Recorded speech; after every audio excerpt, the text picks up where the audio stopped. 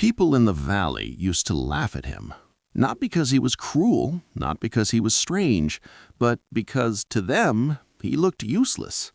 While others rushed through life like they were being chased, he moved slowly. While others argued, he listened. While others fought the world, he seemed to let the world pass through him. His name was Shen, and the villagers called him the man who did nothing. Mist lay low along the river that morning. The reeds bowed and rose, bowing and rising, like the world was breathing in slow training.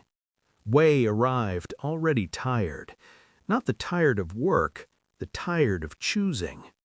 He stood beside Shen as if standing near a mirror he didn't want to face. "Uncle," Wei said, "my life is full of doors." Shen rinsed a clay cup in the river. Slow, exact. Wei kept talking fast, as if speed could outrun shame. "I can't pick one. I can't commit. If I choose a path, I see the other path. If I accept one thing, I imagine the better thing I didn't accept. Even when I rest, I'm thinking about the better way to rest." Shen didn't answer. He watched a leaf spin once in a quiet eddy, then slide away. Wei's jaw tightened. "It sounds foolish when I say it out loud," he admitted, "but it feels like I'm protecting myself. If I wait, I won't regret. If I keep looking, I won't miss the best." Shen lifted his eyes. "Do you want the best?" he asked, "or do you want peace?" Wei swallowed. He didn't know how to answer without lying.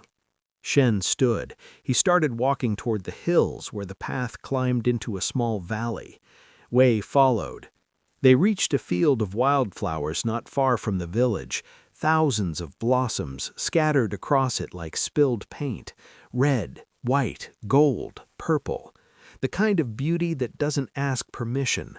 Shen stopped at the stone gate where the path entered the valley. He pointed down the slope. "Pick one flower," he said. "Bring it back to me." Wei's face loosened with relief. A simple task, a small victory, something he couldn't overcomplicate. Then Shen added one condition.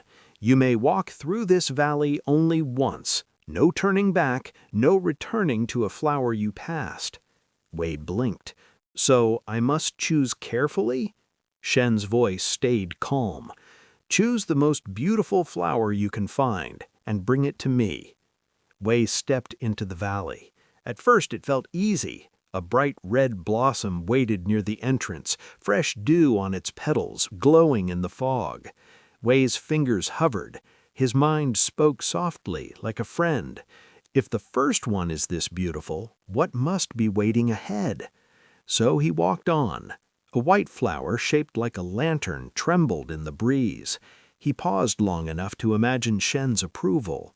Then a colder thought arrived, sharp as a needle. What if I find a better one later and regret this? So he kept walking. Then, halfway down the slope, he saw it. Not a beautiful flower, the flower. It stood alone in a patch of clean light, as if the fog itself had stepped aside to honor it. Petals like thin silk, color like sunrise trapped in a bowl, a scent so gentle it didn't ask to be noticed, only rewarded attention. Wei stopped breathing for a moment. His hand moved, and then his mind, his ghost, arrived. Not yet. Wei frowned, still staring. What if there's one like this, but even rarer? What if the real best is deeper? What if I pick this and later discover I settled? The flower didn't change. It stayed there, perfect and quiet, not begging, not bargaining. But Wei's mind was no longer looking at it. It was looking past it. He pulled his hand back. "I'll find something even better," he whispered, like making a promise to a voice that never kept promises. He walked on, and something in him tightened, because now he wasn't just searching, now he was defending a decision. If he turned back, even in his heart, he would have to admit something ugly, that the best might have already happened and he had rejected it. So he walked faster, not because he was excited, because he was chased by pride, by fear, by the need to prove his carefulness was actually wisdom. He started inventing reasons to feel noble. I'm not greedy. I'm disciplined. I'm patient. I'm aiming high. But the truth underneath them was simple. He was afraid of choosing. The sun rose higher, the fog thinned, the flowers became richer, louder, more dramatic, and Wei's chest tightened even more, because the louder the beauty became, the harder it was to feel sure. Some blossoms were stunning, but imperfect. One petal bent, a tiny tear, a speck of dust. Not enough, the ghost whispered. Some looked perfect, but sat behind thorns, guarded by insects, half hidden in shadow. Wei hesitated. What if I choose wrong? What if I settle? What if I ruin it? So again he walked on. Then the color began to vanish. The lush grass thinned into dry scrub. The air turned colder, as if the valley had run out of generosity. The path that once felt endless suddenly struck a wall of gray stone, like time itself had closed a gate. Wei's stomach dropped. He ran the last steps, desperate now, scanning left and right as if beauty might appear out of pity. One last bloom, one last chance, but there was only dust, no fragrance, no color, only wind moving through dead stems. Wei stood there breathing hard, staring at emptiness, and then his mind did the cruelest thing. It showed him the flower again, not as it was, as it could have been. The silk petals, the quiet scent, the light stepping aside, a perfect memory of something he never owned. Wei's throat tightened. The rule returned like a blade, no turning back. He hadn't lost because the valley lacked beauty.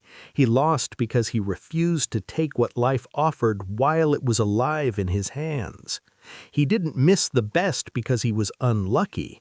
He missed it because the ghost convinced him that later was safer than now. When Wei returned, Shen was waiting beneath an old pine near the stone gate.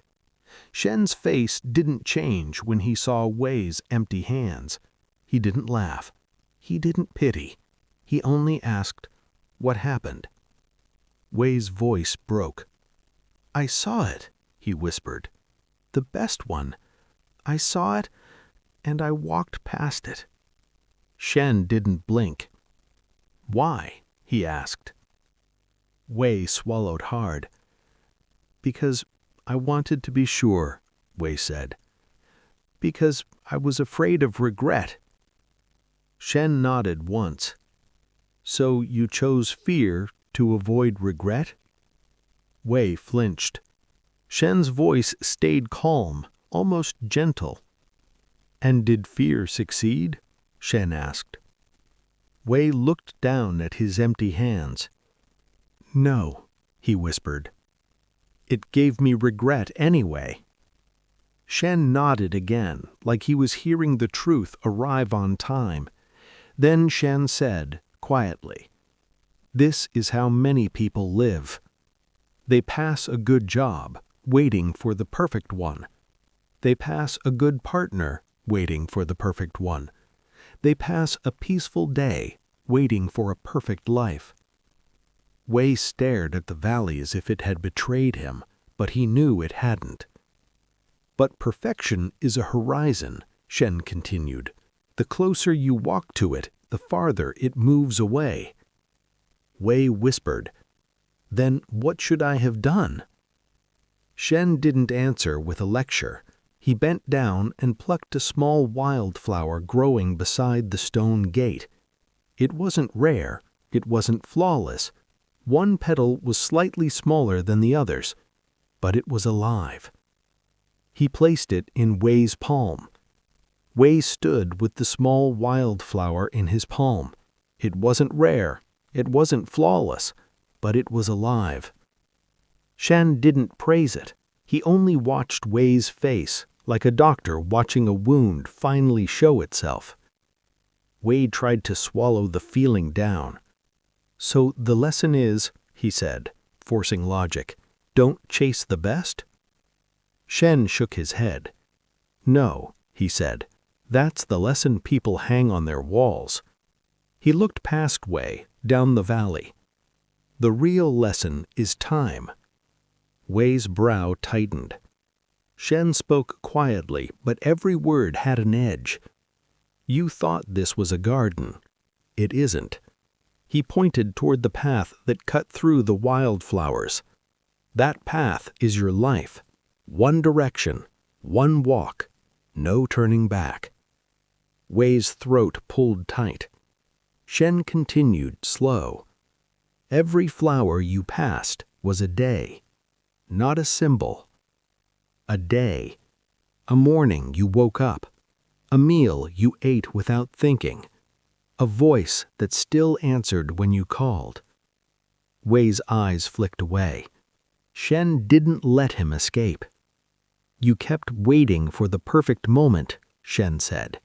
"And while you waited, the moments kept dying behind you." Wei's fingers clenched around the stem. Shen's voice lowered even more. "And some flowers are not jobs. They are people." Wei froze. Shen watched him, then said it cleanly. "Your mother was a flower." Wei's breath stopped, like the air had been punched out of him. Shen didn't soften. He didn't apologize for the truth. He only continued.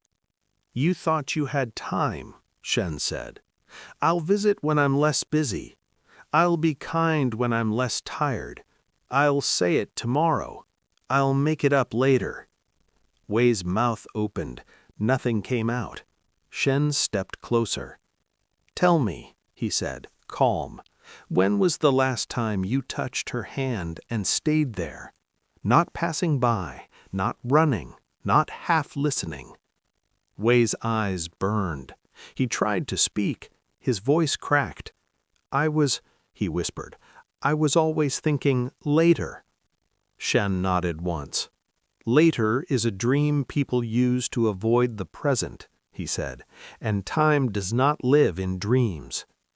Wei stared at the flower in his palm as if it might turn to ash. Shen's tone stayed steady, almost gentle, which made it worse.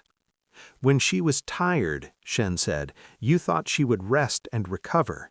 When she was quiet, you thought she was simply quiet. When she smiled, you thought it meant she had plenty left." Wei's shoulders trembled.